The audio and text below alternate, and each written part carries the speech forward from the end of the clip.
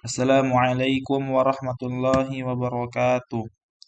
Nama saya Akmal Gilang Rosadi dengan NPM 2067051001 dari kelas B S1 Ilmu Komputer. Di sini saya akan mengerjakan tugas pengganti kuis 2 responsi mata kuliah Matematika Diskrit dan saya akan menjelaskan materi 6, materi 7, 8, dan 9. Baik, di sini saya akan menjelaskan terlebih dahulu materi 6 yang berkaitan dengan materi matrik. Oke, di sini matrik ini kita sudah pelajari di semester 1 pada mata kuliah Matematika Dasar ataupun di mata kuliah Aljabar Linier. Di sini saya akan menjelaskan matrik terlebih dahulu. Baik, di sini ada matrik adalah susunan bilangan simbol atau ekspresi yang disusun dalam baris dan kolom dan diapit dengan tanda kurung. Uh, Tanda kurungnya seperti ini atau kurung siku. Suatu matrik dinotasikan dengan huruf kapital. Matrik merupakan array dua dimensi. Sebuah matrik mempunyai ukuran yang disebut dengan ordo. Ordo matrik berbentuk M kali N dengan M baris dan N kolom. Jadi ini misalnya ini baris, ininya kolom. Nah, di sini ada contohnya. Um, AIJ itu disebut elemen matrik pada baris ke I dan kolom ke IJ. Min J. Oke, di sini ada jika M sama dengan N, maka matrik tersebut dinamakan juga matrik bujur sangkar atau persegi. Di sini kita akan membahas jenis-jenis matrik. Mungkin kita sudah tahu ya jenis-jenis matrik itu pada semester lalu.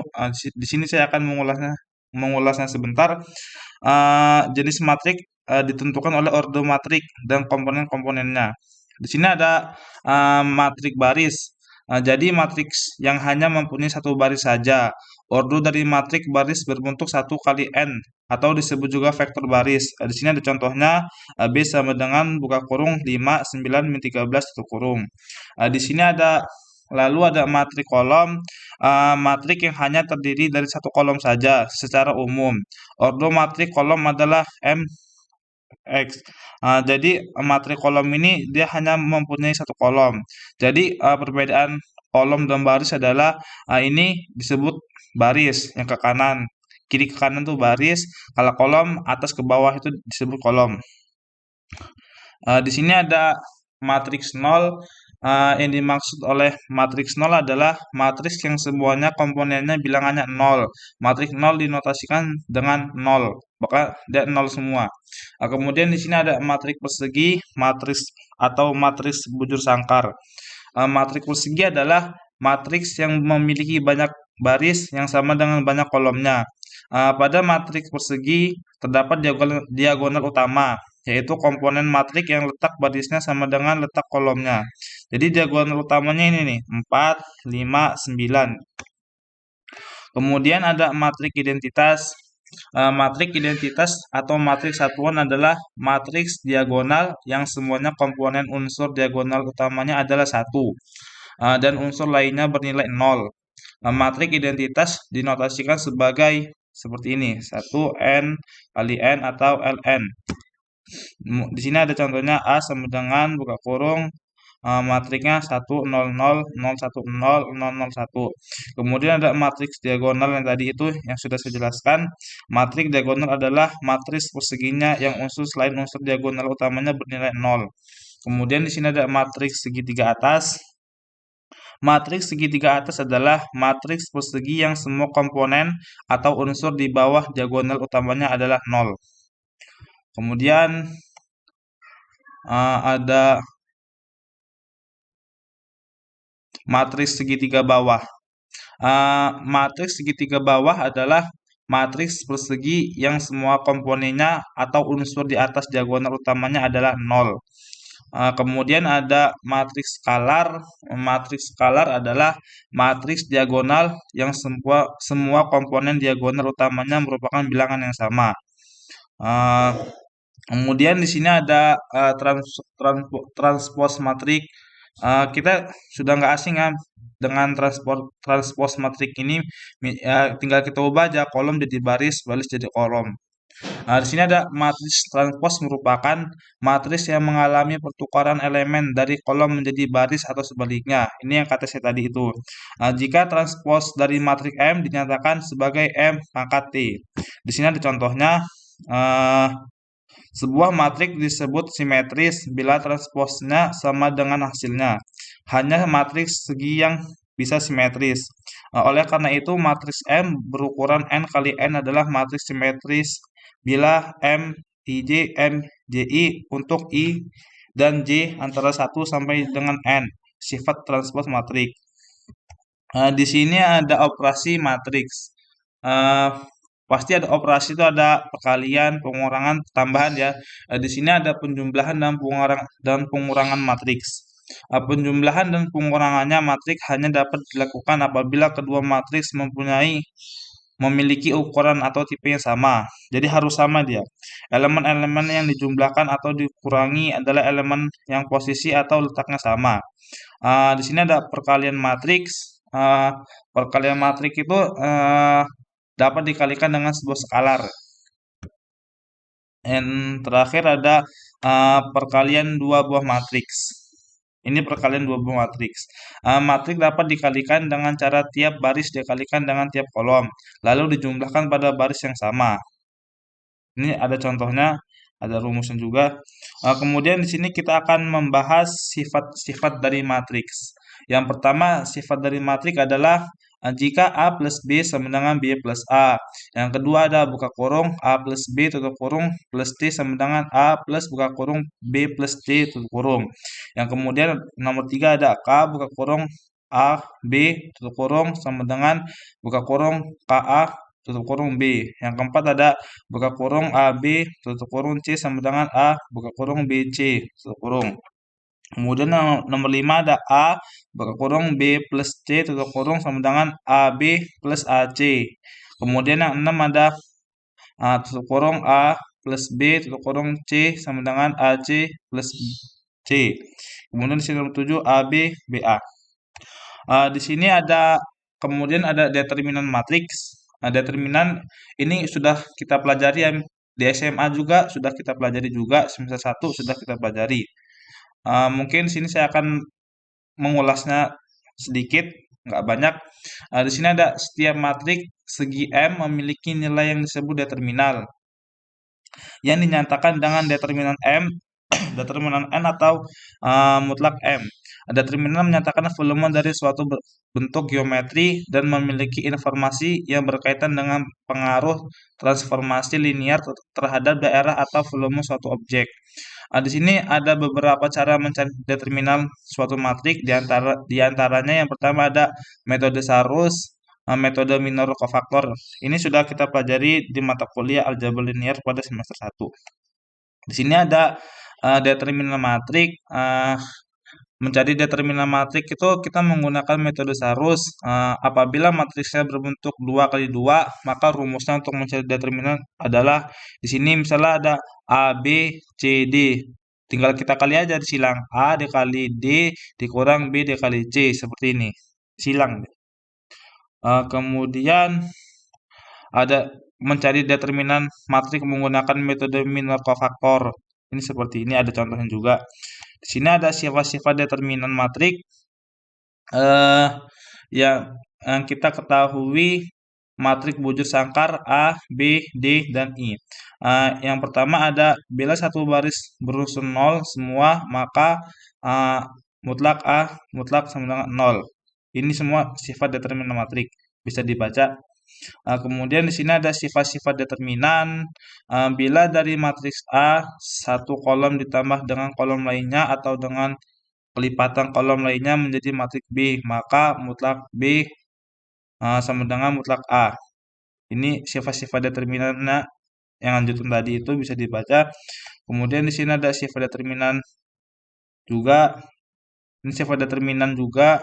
Ini nih ada bila dari matriks A satu baris dikali dengan nilai C, C itu kan dimaksud dengan konstanta menjadi matriks B, maka mutlak B ini sama dengan C mutlak A. Di sini kan metode seharusnya. Di sini ada misalnya A sama dengan 253 149 218. Di sini kita menggunakan metode seharus, jadinya 2 4 8 kan 5 9 2 ditambah 3 1 1 dan seterusnya. Nanti ini kita jumlahkan hasilnya. Misalnya ini jumlahkan, ini penjumlahan 2 dikali 4 tambah 8. Hasilnya berapa? Nanti ini ketemu kan 64 plus 90 plus 3 ini hasil dari ini. Nanti kita jumlahkan, ini jumlahkan. Nah, ini jumlahkan nanti dikurangi ini hasilnya 75. Kemudian di sini ada sifat deterministik lanjutannya. Bisa dibaca bila mutlak A sama dengan 0, maka matriks A disebut matriks singular atau matriks berpangkat atau rank gitu. Nah, di sini ada inverse dari matriks ini sudah kita pelajari juga ya. Misalnya ada A pangkat min 1, 1 per determinan A kan. Di sini ada adjektif A. Misalnya di sini kita ada contoh diketahui matriks A berukuran 3 kali 3 sebagai berikut. Nah, di sini ada A-nya 1 2 3 3 min 1 4 1 5 2. Nah, di sini misalnya kita ketemu plus ketemu min jadi plus, min ketemu plus min, plus ketemu min plus. Nah, di sini ada keterangannya adjoin ini adjoin ya. Adjoin adalah transpose dari kofaktor. Jadi dicari minor dan kofaktornya caranya seperti sebelumnya. Mungkin materi tentang matrik ini yang dapat saya sampaikan. Semoga kita mengingat materi sebelumnya. Di sini saya akan menjelaskan materi yang ke-7 daripada responsi matematika diskrit tugas pengganti kuis 2. Di sini kita akan membahas bagaimana mencari inverse matriks dengan menggunakan metode Gauss-Jordan. Nah, Gauss-Jordan ini merasa saya Gauss-Jordan ini menurut saya susah sih pada semester yang lalu. Nah, di sini ada berikut adalah cara mencari inverse matriks dengan metode Gauss-Jordan. Di sini ada A pangkat min 1 sama dengan A I sama dengan buka kurung A pangkat min 1 dan di mana A ini sebagai matriks, I sama dengan matriks identitas yang sudah kita bahas tadi di materi 6. A pangkat min 1 ini inverse dari matriks. Di sini ada catatannya dalam hal penyederhanaan baris elementer gunakan fokus diagonal utamanya. Kemudian di sini kita misalkan ya, kita mau mencari inverse dari sebuah matriks dengan ordo 3 kali 3. Contohnya ini misalnya di sini ada matriks A 1 2 3 0 1 4 5 6 0. Kemudian yang ini ada 1 0 0 0 1 0 0 0 1. Nah, habis itu kita gunakan kan Gauss-Jordan elimination, bentuknya jadi begini bentuknya. 1 2 3 0 1 4 kita pindahin 5 6 0. Kemudian yang ini kita pindahin ke kanan 1 0 0 0 1 0 0 0 1. Kemudian setelah kita mencari seperti yang di atas tadi, untuk mencari inverse, gimana caranya matriks identitasnya bisa ada di sebelah kiri.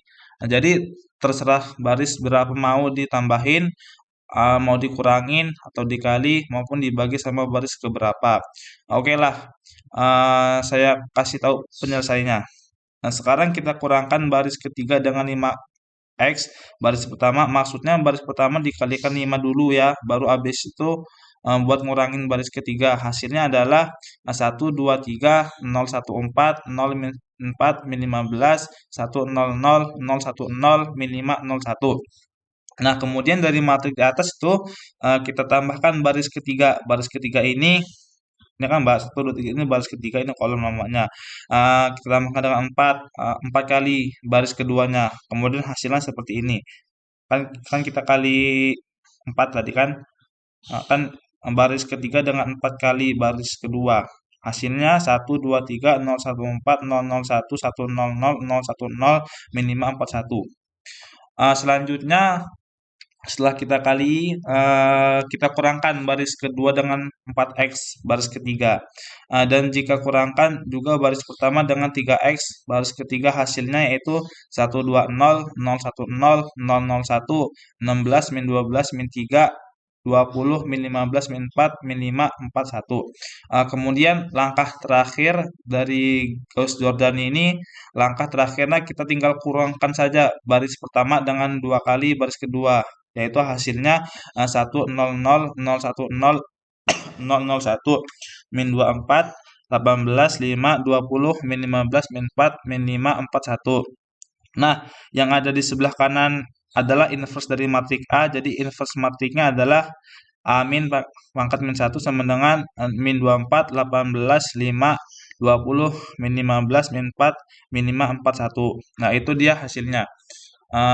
Kemudian saya akan menjelaskan materi yang ke-8. Materi 8 tentang kompleksitas algoritma. Kompleksitas algoritma ini kalau kita nggak memahami benar-benar, kita akan bingung gitu kan. Soalnya ini berkaitan dengan ngoding juga. Ini berkaitan dengan mata kuliah struktur data dan algoritma sebenarnya. Di sini saya akan menjelaskan kompleksitas algoritma itu. Yang pertama ada sebuah masalah dapat mempunyai banyaknya algoritma penyelesaian. Di sini contohnya adalah masalah pengurutan atau sort. Ada puluhan algoritma pengurutan.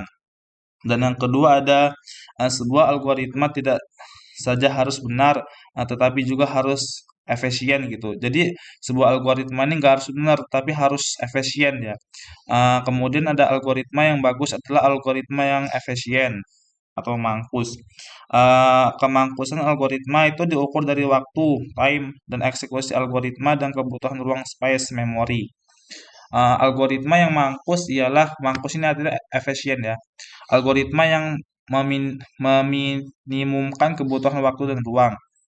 Nah, kemudian ada kebutuhan waktu dan ruang suatu algoritma bergantung pada ukuran masukan atau N yang menyatakan jumlah data yang diproses.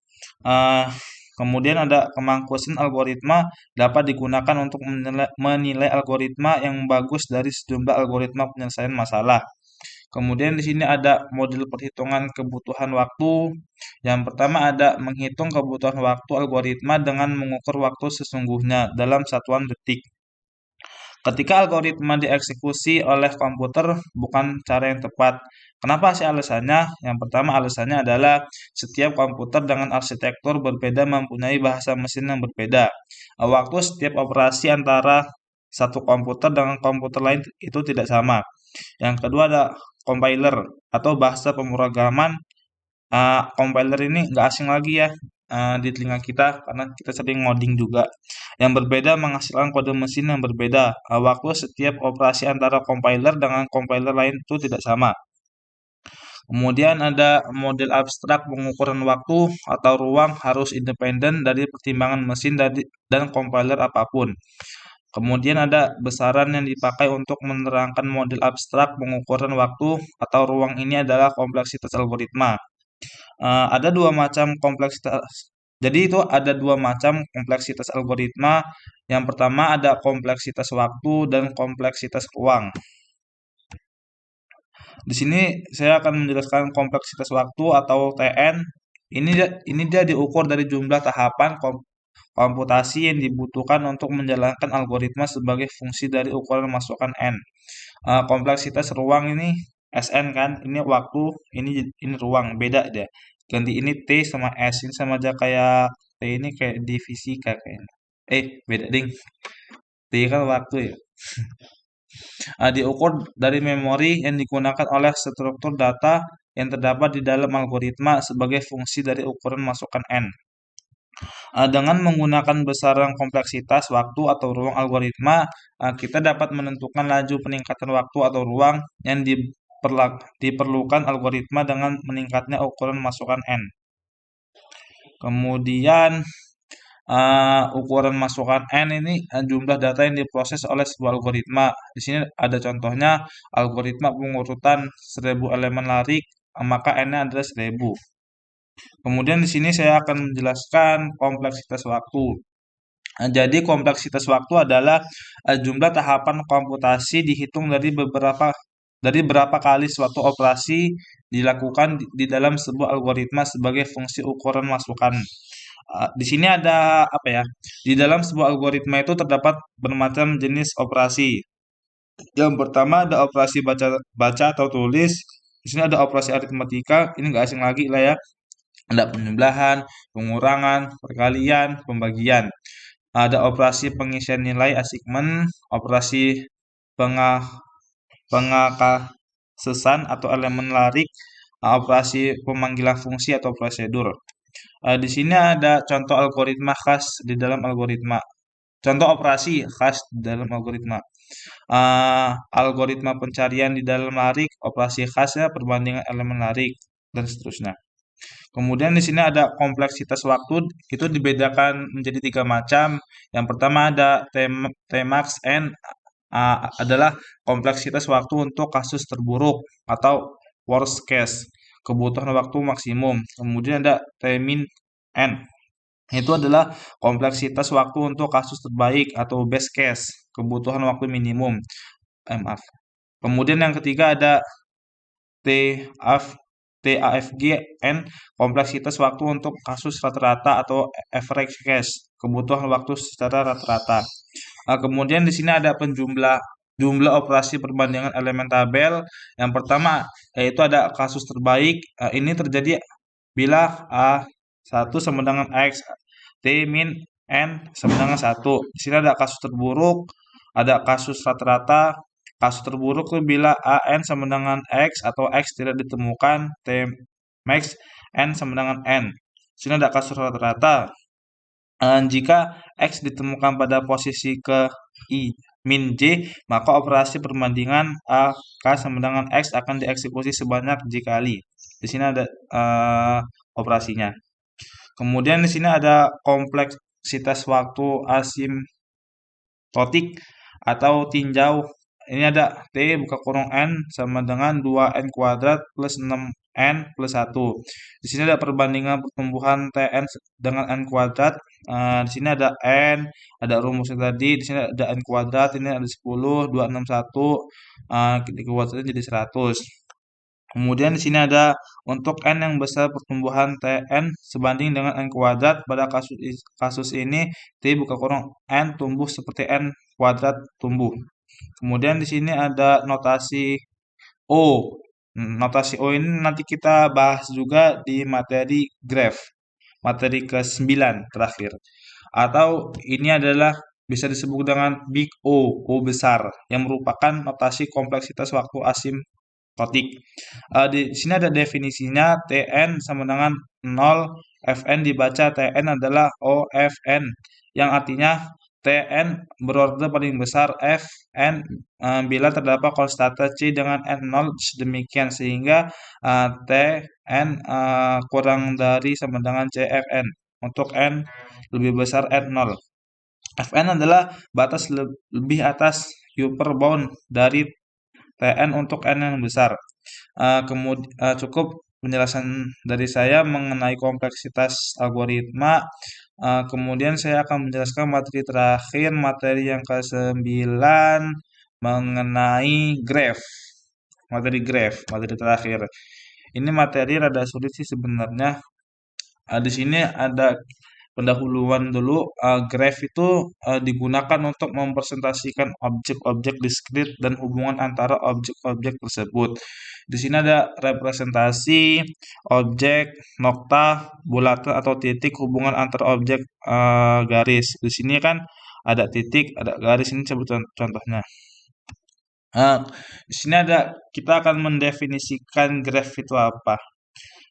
Graph G itu didefinisikan sebagai pasangan himpunan V E, atau ditulis sebagai notasi G sama dengan V E. V ini adalah himpunan tidak kosong dari simpul-simpul vertices atau node. Di sini ada E, himpunan sisi edges atau ARCS yang menghubungkan sepasang simpul. Di sini ada graph trivial, adalah graph hanya mempunyai satu buah simpul tanpa sebuah sisi. Di sini ada simpul pada graph dinomori dengan huruf A, B, sampai Z atau bilangan 1, 2 atau huruf dan bilangan A1, A2. Di sini ada jenis-jenis graph juga. Graph berdasarkan ada atau tidaknya gelang itu Di sini ada graf sederhana atau simple graph. Graf ini tidak mengandung gelang maupun sisi ganda. Sisi adalah pasangan tak terurut atau unordered pairs.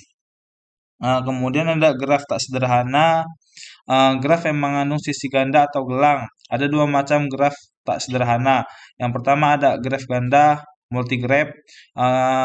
Graf yang mengandung sisi ganda yang menghubungkan sepasang simpul bisa lebih dari dua buah. Kemudian ada graf semu, graf yang mengandung gelang atau loop. Uh, sisi graf sisi graf semu terhubung ke dirinya sendiri. Nah, di sini ada jenis-jenis graf kon berdasarkan orientasi arah pada sisi, graf tak berarah, graf yang sisinya tidak mempunyai orientasi arah, urutan pasangan simpul yang dihubungkan oleh sisi tidak diperhatikan. Di sini ada graf berarah, ini kan tadi enggak berarah, sekarang berarah, atau directed graph atau digraph. Graf yang setiap sisinya diberikan orientasi arah. Biasanya disebut dengan busur ARC atau busur U V. Di sini ada simpul U, simpul asal, initial vertex. Kemudian ada simpul V, simpul terminal, terminal vertex. Di sini ada jenis-jenis graf cons. Di sini ada jenisnya, ada sisinya, sisi ganda, sisi gelap. Jika jenisnya graf sederhana, maka sisinya tak berarah, sisi gandanya tidak, sisi gelangnya tidak. Jika graf ganda, sisinya tak berarah, sisi gandanya iya, sisi gelapnya tidak. Jika jenis graf semu, sisinya tak berarah, sisi gandanya iya, sisi gelapnya iya. Kemudian jika graf berarah, sisinya berarah, sisi gandanya tidak, sisi gelapnya iya. Kemudian ada jenis graf ganda berarah, sisinya berarah, sisi gandanya iya, sisi gelapnya iya. Kemudian di sini ada kardinalitas graf. Kardinalitas graf adalah jumlah simpul pada graf.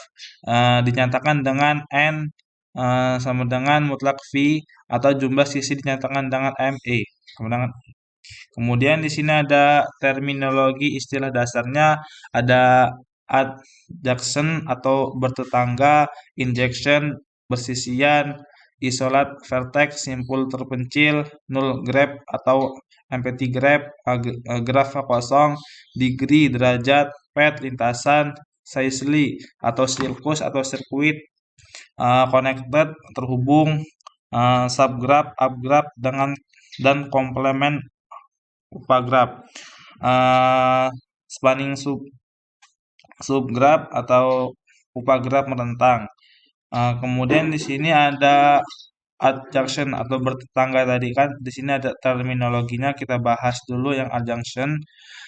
Dua buah simpul pada graf tak berarah.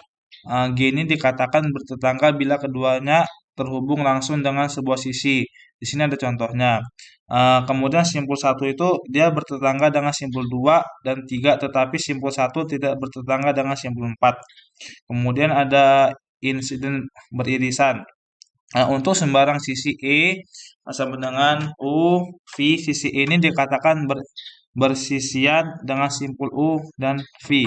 Contohnya, sisi 2, 3 ini beririsan bersisian dengan simpul U dan simpul 3 sisi.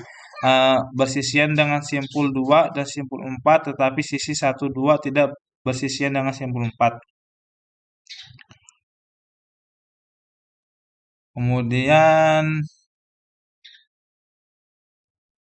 di sini ada simpul terpencil. Jadi simpul terpencil adalah simpul yang tidak mempunyai sisi yang bersisian dengannya. Dapat juga dinyatakan bahwa simpul terpencil adalah simpul yang tidak satupun bertetangga dengan simpul-simpul lainnya. Di sini ada contohnya. Kemudian ada null graph atau grafnya kosong gitu kan. Di sini ada graf yang himpunan sisinya merupakan himpunan kosong disebut sebagai graf kosong. Dapat kita tuliskan sebagai n sama dengan jumlah simpul. Kemudian ada degree atau derajat. Derajat atau suatu simpul pada graf tak berarah adalah jumlah sisi yang bersisian dengan simpul tersebut. Di sini ada notasinya bisa dibaca. Kemudian di sini ada pad atau lintasan. Lintasan yang panjangnya N dari simpul awal V ke simpul tujuan V di dalam graf G adalah barisan berselang-seling simpul-simpul dan sisinya yang berbentuk seperti ini. Di sini ada lintasan sederhana, simple pad. Simple pad ini bisa dikatakan jika semua simpulnya berbeda, setiap sisi yang dilaluinya hanya sekali. Di sini ada lintasan tertutup, close pad, lintasan yang berawal dan berakhir pada simpul yang sama. Kemudian ada lintasan terbuka, open path, lintasan yang tidak berawal dan berakhir pada simpul yang sama. Kemudian ada panjang lintasan, jumlah sisi dalam lintasan tersebut. Kemudian ada sini ada siklus atau sirkuit, lintasan yang berawal dan berakhir pada simpul yang sama disebut sirkuit atau siklus. Sirkuit sederhana ini atau simple sirkuit bisa disebut jika setiap sisi yang dilaluinya berbeda. Di sini ada contohnya misalnya lintasan 1, 2, 3, 1, sirkuit sederhananya lintasan 1, 2, 4, 3, 2, 1 bukan sirkuit sederhana karena sisi 1 dan 2 ini dilalui dua kali kan ini 1, 2, ada 2, 1. Berarti ini bukan sirkuit karena dia dua kali gitu dilaluinya. Di sini ada connect atau terhubung. Graf tak berarah G disebut graf terhubung. Jika untuk setiap pasang simpul U dan V di dalam himpunan V terdapat lintasan dari U ke V, yang juga harus berarti ada lintasan dari U ke V. Graf berarah G dikatakan terhubung jika graf tak berarahnya terhubung. Di sini ada graf berarah G disebut terhubung kuat, strongly connected. Jika untuk setiap pasang simpul sembarang VI dan VJ di G terhubung kuat. Kemudian di sini ada contohnya, graf di samping merupakan graf terhubung kuat karena untuk sembarang sepasang simpul di dalam graf terdapat lintasan. Kemudian ada di sini ada graf di samping merupakan graf terhubung lemah karena tidak semua pasangan simpul mempunyai lintasan dari dua arah. Kemudian di sini ada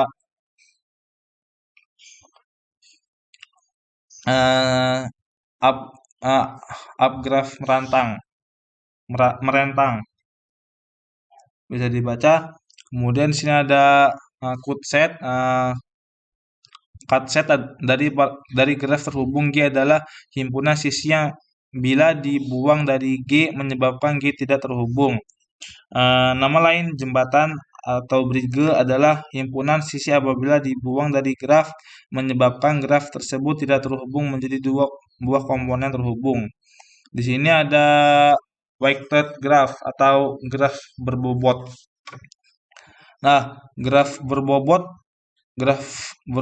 ini pada tiap sisi berbeda tergantung pada masalah yang dimodelkan dengan graf. Bobot dapat menyatakan jika jarak antara dua kota, biaya perjalanan antara dua kota, waktu tempuh pesanan atau dari sebuah simpul komunikasi ke simpul komunikasi lain. Kemudian ada ongkos produksi dan lain-lain. Kemudian di sini ada graf sederhana khusus, complete graph, graf lengkap, graf lingkaran, regular graph, graf teratur, bipartite graph, graf bipartit. Kemudian di sini ada complete graph. Graf lengkap ini adalah graf sederhana yang setiap simpulnya mempunyai sisi ke semua simpul lainnya. Graf lengkap dengan n buah simpul dilambangkan dengan kn.